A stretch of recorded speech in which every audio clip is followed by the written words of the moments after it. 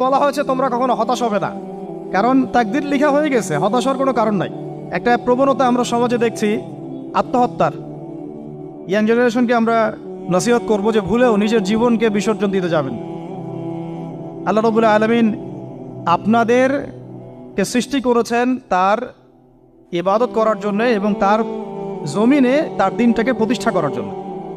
খেলায় খেলায় আপনার জীবনটা নষ্ট করবেন না, ঠিক আছে ভাই? আল্লাহ বোঝার তৌফিক দান করেন। তো কলম সৃষ্টি করার পরে কিয়ামত পর্যন্ত সব লেখা হয়ে গেছে। এখন আমাদের এই পৃথিবীতে তো মানুষ ছিল না, ছিল? এদিকে মনোযোগ দেন।